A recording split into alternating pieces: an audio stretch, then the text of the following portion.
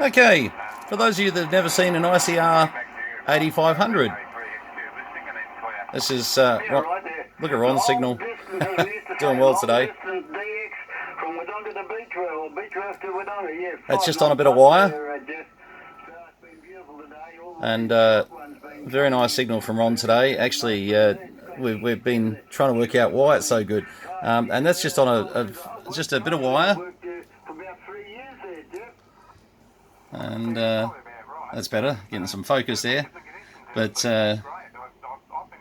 there's Jeff over at Beechworth, and once again, you know, quite a good signal there. The IC-R8500, quite a nice. I'm just using some attenuation there to have a look at Dennis's signal. Even with 20 dB attenuation, this guy's still doing really well. The IC-R8500.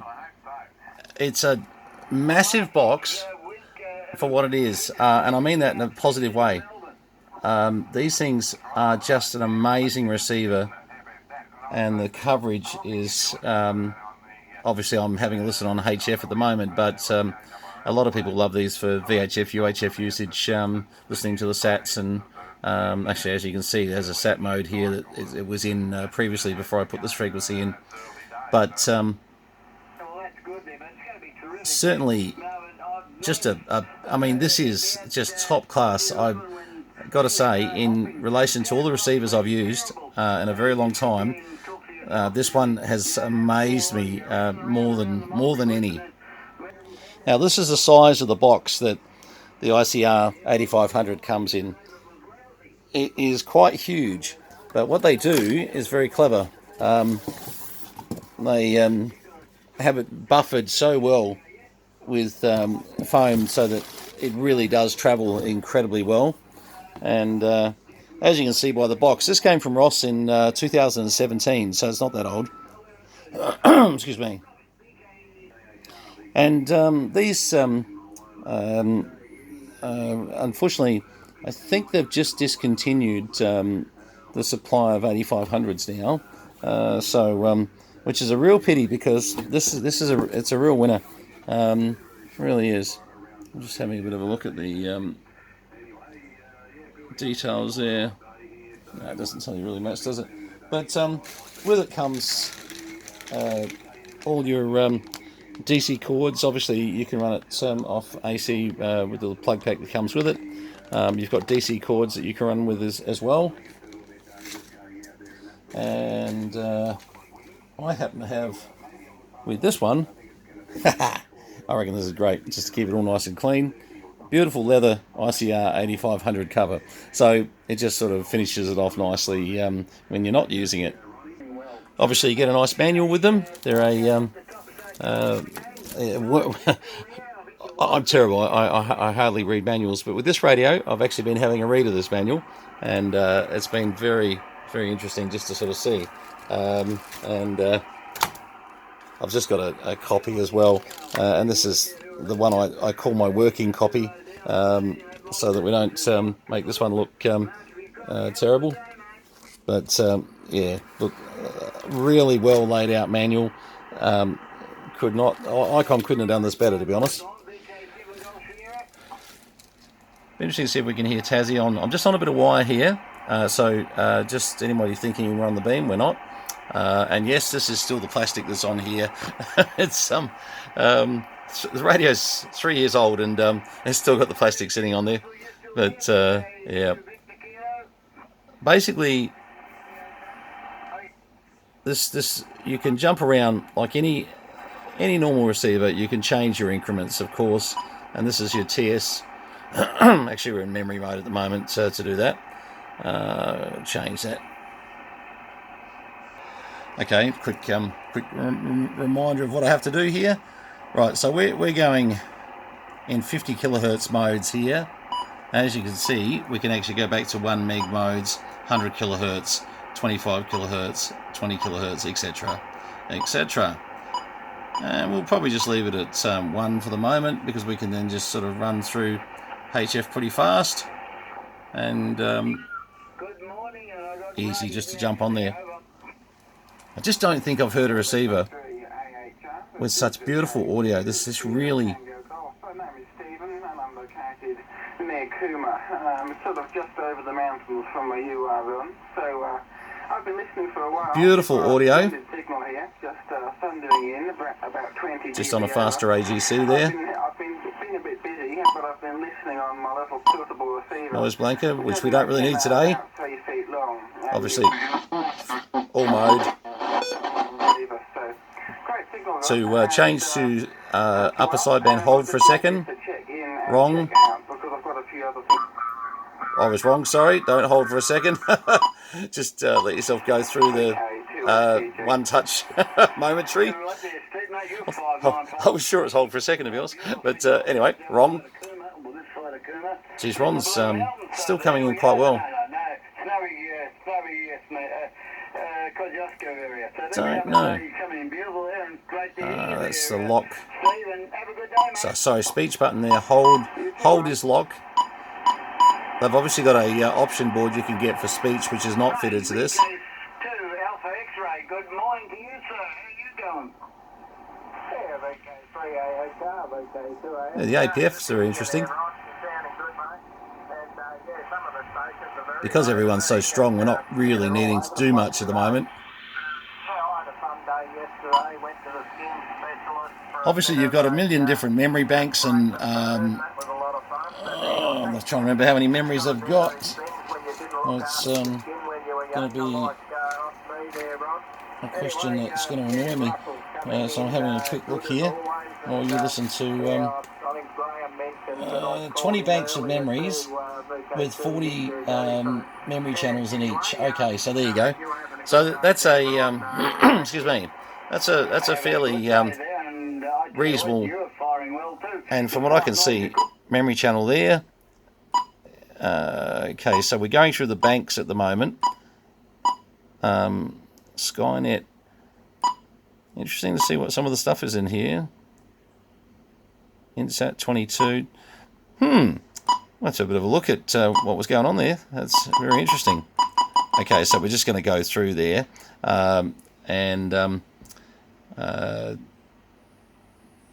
Just having a look. You've got... Oh, okay, so you can set up your banks there. It's all right. Don't mind me. I'm having a bit of a play as I'm going through myself. And there's your banks of 40 as you can run through there, etc., etc. Now, without me sort of playing around too much, I can just go back and go 7097. And there we go. Back. Very, very easy to jump around. I'll tell you what. And bear in mind, this is my first play with this unit. And even though I've had a quick read of the manual, I've got to be honest, most of it is pretty intuitive in the fact that you can just sit there and very easily, get yourself around the place. I was just actually having a look at okay, there's your memory right. So let's say we want to make memory right. Okay, so that, just hold for 2 seconds and bang, you're in memory. Now, I wonder if that goes to the memory channel. I suppose then you've got to find out which bank you're on. There you go. So I'm on memory 13. I put it in on bank 1.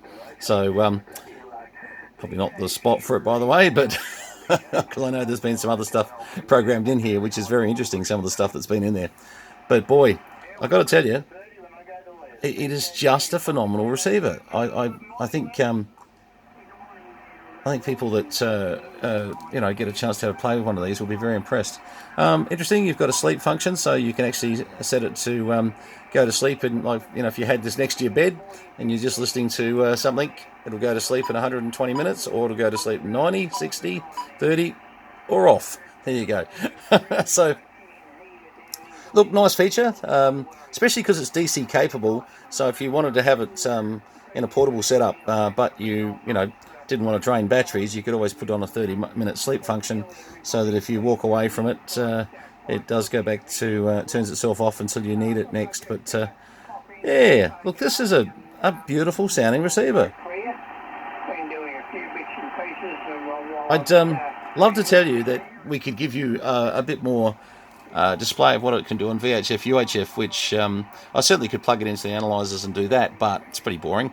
I already know that it's going to be incredibly sensitive, but we're just getting the antennas up at the moment for some of the SAT stuff. I've got some WIMO beams coming down from New South Wales at the moment. Don't laugh at this. I bought them over a year ago, and and we lost track of each other. And just yesterday, we finally got in contact with each other, only because he ran another ad. And I rang him and I said, "Hey, I'm the guy that bought him a year ago." And he goes, "Yes." And Reg is a great guy. But once we get those antennas up, we can show you a lot of VHF, UHF applications, and really show you what these sort of machines are capable of, and just the world of UHF, VHF, which there is a fair bit out there. Anybody who knows me knows I'm a bit of a HF fan, no question. But even my arm's been twisted to try and get a little bit more activity into VHF, UHF. So we've dedicated a couple of towers to put some very nice WIMO antennas on, and basically all the switchable preamps and polarization, etc. And I'll be on an enormous learning curve. Fortunately, there's some people out there that have been playing satellites and quite a bit of stuff, even EME stuff, a lot longer than I ever have. And I'll be asking them for advice. You can absolutely bet on that. Just having a bit of a look at.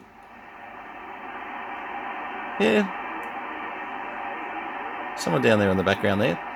This thing here is as good as my my IC-7850. It really does. I've only just come off the 7850. Now, the 7850's got an antenna. Oh, you know what? That's down at the moment, and I've just realised the antenna I'm receiving on at the moment. This is the joke. Probably not funny, haha. But this is on an 80 metre, 40 metre dipole that is virtually sitting on the ground at the moment, because of course we wound the tower down before I left to go to WeWar, and so the beam that I've been using all morning's been 30 feet, but unfortunately the wire that I'm on, well, it may not be touching the ground, but it virtually is. Like if I was to drive down the driveway where that wire goes, I'd drive straight through it. So it's barely off the ground. Anyway, look at these signals. I've just realised which antenna it is. My goodness. Conditions are obviously extremely good on the short hops today too. But it just shows just what's possible. Now, to give you an idea, because I've got over here, I just want to give you the comparison with the beam. Can you go up 10 when you're finished? Roger. Okay, so as you can see, there's a big difference with the beam actually, because it's actually in the air. But I tell you what, this wire that's almost on the ground, it's just doing a good job. All right, well look, this has just been a bit of a quick look at the IC-R8500. I know that you don't see a lot of them on the web and much information. We'll try and get a bit more information about them, as we get it set up with a few other things on it, I'm sure. But certainly worth having a play with. If you get a chance to grab one, grab one. I love it. I think it's a beautiful machine, absolutely. So don't underrate what it is just based on this, because I'm really showing you so little of what it can do. When you start sort of getting into its ability to get into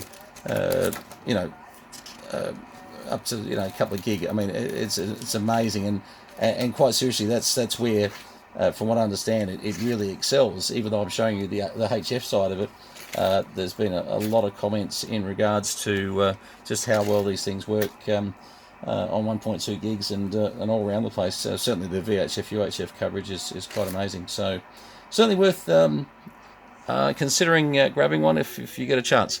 All right, all the best, and we'll leave with Ron, listening to Ron on a wire that's almost on the ground.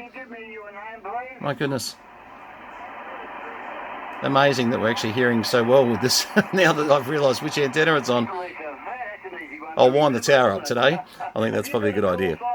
All right, that's the IC-R8500 and 73s from VK3CM. all the best. Please click subscribe, the bell, the whole lot, and have a great day. Keep cool. It's going to be pretty warm over the next few days. 73s.